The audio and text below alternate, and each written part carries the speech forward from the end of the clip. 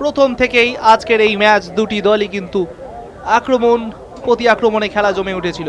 বক্সের মধ্যে ইউনাইটেডের শট, আর এই শট থেকে 23 নম্বর জার্সিদারি জালে জড়িয়ে দিয়েছিল বল, এবং সেই গোল থেকেই তারা কিন্তু প্রথম থেকেই আক্রমণ এবং সেই আক্রমণের ঝড়ে দাপিয়ে রেখেছিল সেই এরিয়ানকে। আবার একবার দেখে নেব সেইভাবে কিভাবে কাট করে ডান সাইড কাট করে ইনসাইড করে একদম ডাইরেক্ট বল, এবং তারপরে প্রসেনজিৎ রাহুলের পাঠানো বল হেডার, এবং এই বলটাও কিন্তু অনেকটা পজিটিভ ছিল। ইউনাইটেড চেষ্টা করেছিল প্রতিটা মুহূর্তে চাপ সৃষ্টি করার, এবং তারপরে সেই অবিশ্বাস্য অসাধারণ গোল, দুজন তিনজন প্লেয়ারকে কাট করে বা পায়ে যেভাবে বলটিকে জালে জড়িয়েছিল সেই বলটা কিন্তু সত্যি দেখার মতন ছিল।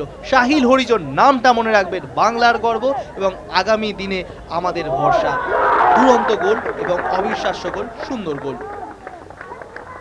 সাহিল হরিজনের আজকের খেলা অতি উল্লেখযোগ্য ছিল, যেমনটা ফার্স্ট হাফে বিশেষ করে উল্লেখযোগ্য। লালকমল ভৌমিকও অনেকটাই খুশি ছিল, তারপরেও এরকম হেডার এসছে, চাপ বাড়ানোর চেষ্টা করেছিল ফার্স্ট হাফেই এরিয়ান ক্লাব, কিন্তু সৌরভ কোনো রকম কোনো জায়গা দেয়নি তাদের, এবং তার সাথে সাথেই আমরা দেখছিলাম কিছু কিছু ইয়েলো কার্ডের জন্য চাপে থাকছিল দুটি দলই।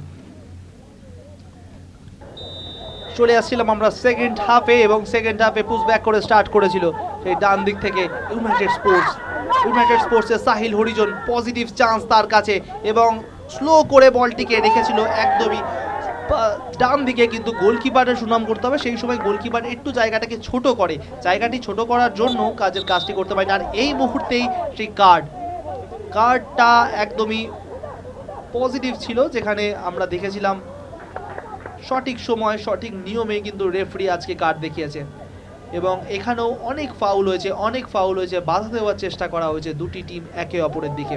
আরও একটা এই যে হেডটাই কিন্তু সবচেয়ে পজিটিভ, আজকের খেলার মধ্যে পজিটিভ হেড ছিল এরিয়ানের জন্য, এবং সুজয়েরও সুনাম করতে হবে, অনেকটা পজিটিভ লেগেছে উইং অঞ্চলে, এবং এরিয়াল বলেও অনেকটা ভালো হেড দিয়েছে। আরও একবার সেই আমাদের সাহিল হরিজন, যার জন্য আরও একটা ইয়েলো কার্ড পেয়ে গোলকিপারকে রেড কার্ড খেতে হয় সেই এরিয়ানের গোলকিপারকে, তার জন্য তাকে বাইরে যেতে হয়, কিচ্ছু করার ছিল না, কোনো রকম কোনো ডিফেন্ডার ছিল না, তার দলকে বাঁচানোর জন্য তাকে আসতেই হতো, এবং এখানে এই ফাউলটা ইউনাইটেডের জন্য একটু হলেও বেদনাজনক, কারণ কাদা বৃষ্টির মধ্যে স্লাইডিংটাকে হালকা করতে যাওয়ার চেষ্টা ছিল, কিন্তু শেষ পর্যন্ত হলো না। খুব পজিটিভ একটা চ্যালেঞ্জ হয়ে যায়, একটা ব্যাড চ্যালেঞ্জ হয়ে যায়, এবং রেফারি ফাউল দেয় এবং পেনাল্টি সরাসরি। এবং এখানে লাস্টের দিকে অনেকটা খেলাটিতে একটু জান আসে বা গরম পরিস্থিতির সৃষ্টি হয়, যেটা আমরা ফুটবল মঞ্চে প্রতিবারই দেখি, কিন্তু শেষ মুহূর্তে অনেকবারই চেষ্টা করেছিল কামব্যাক করার এরিয়ান, কিন্তু পায়নি। রেফারি ফুল টাইম স্কোর জানিয়ে দিচ্ছে ইউনাইটেড স্পোর্টস 2 এবং এরিয়ান 1।